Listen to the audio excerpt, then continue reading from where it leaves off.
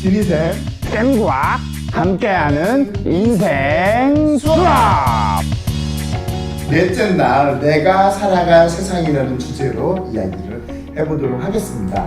먼저 쌤구 지난 네. 시간까지 나에 대해서 알아봤는데 네. 어떤 점이 도움이 되었나요?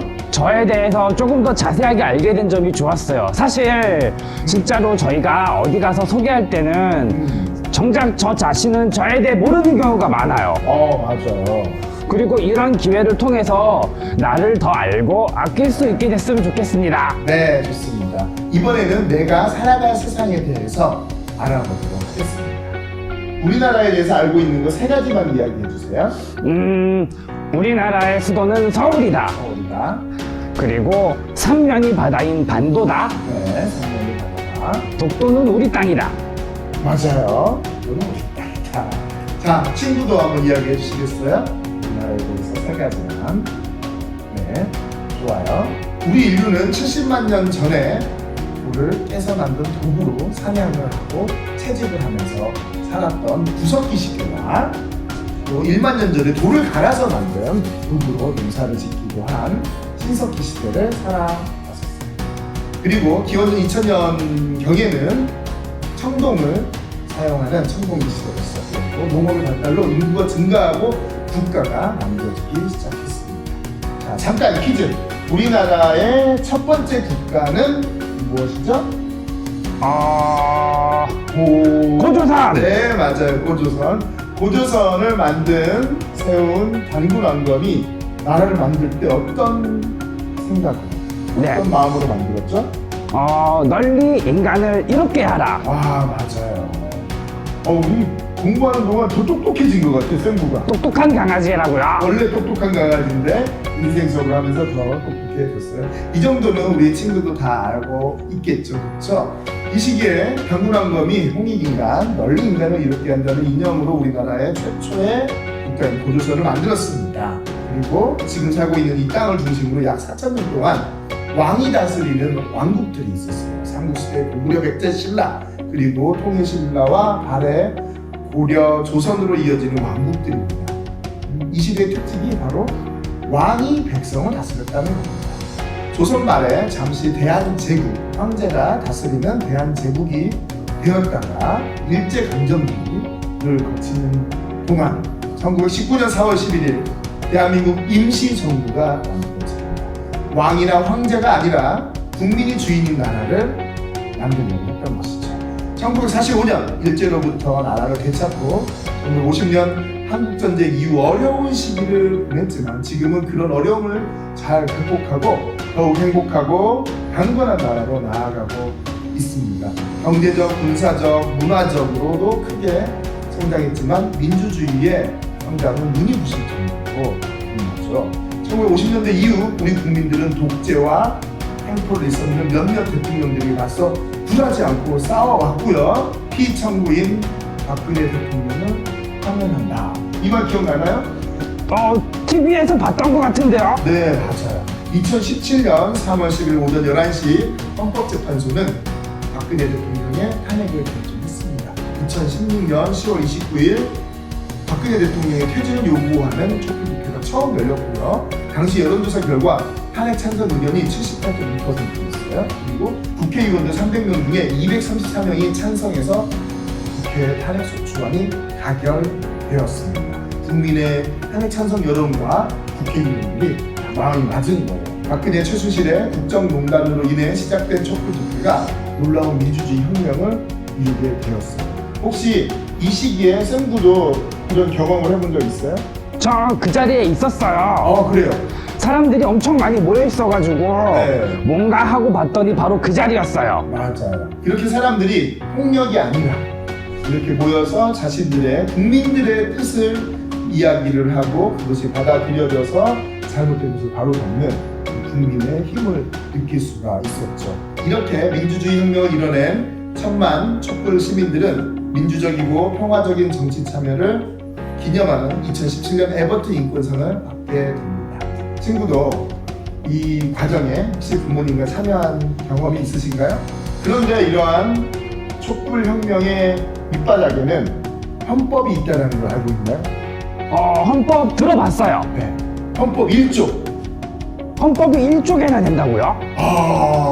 1조개나 되진 않고 130여 개인데 그 중에 첫 번째로 1조라고 하는데요. 아, 첫 번째가 1조군요. 네. 대한민국 국민이라면 누구나 알아야 될 가장 기본적인 거예요. 그래서 저와 같이 알아보도록 하겠습니다. 네. 헌법 1조. 1조. 대한민국은 민주공화국이다. 민주공화국이다. 대한민국의 주권은 국민에게 있고 모든 권력은 국민으로부터 나온다. 들어본 적 있어요?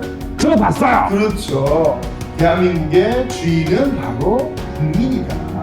그래서 기회가 된다면 헌법을 한번 읽어볼 것을 권해요. 많지 않으니까. 이 헌법에는 국민이 이런 것을 지켜야 된다라는 이야기보다는 우리 나라를 이렇게 운영해 가자라고 하는 가장 기본적인 약속들이 쓰여져 있습니다.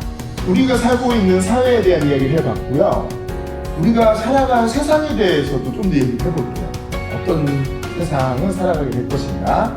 인류는 뗀석기, 간석기, 청동기, 철기와 같은 도구를 만들어서 우리의 삶을 획기적으로 개선해 왔습니다.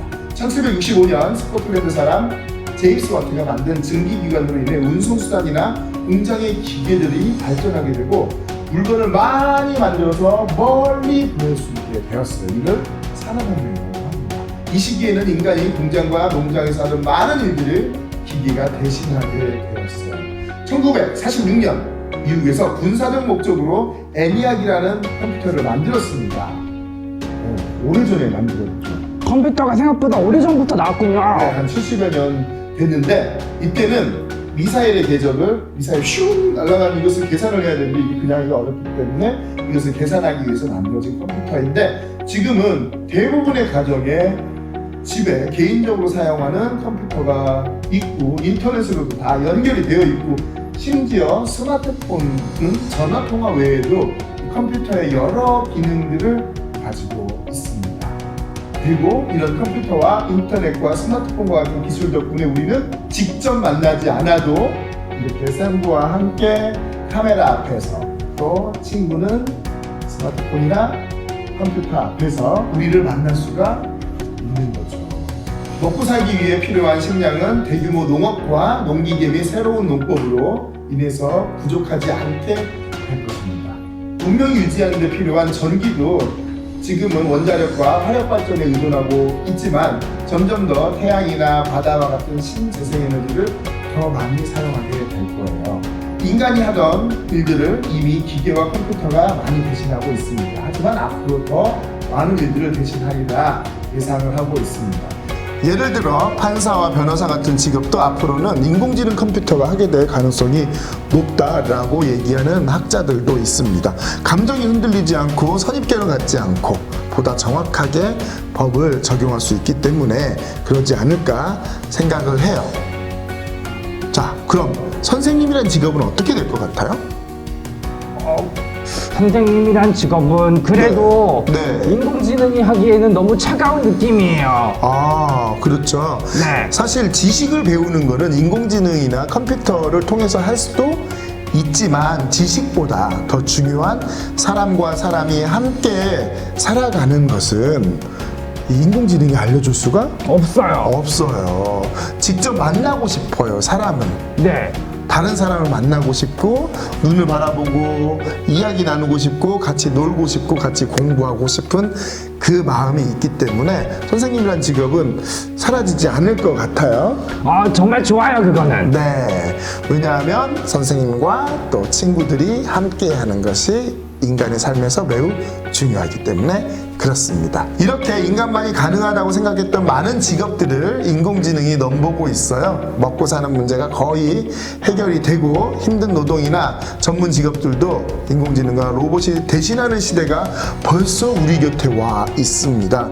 이런 세상에서 재미있고 의미있게 살려면 어떻게 해야 좋을까요? 현재 우리 사회는 정보화 사회를 넘어서 미래 사회로 넘어가고 있습니다.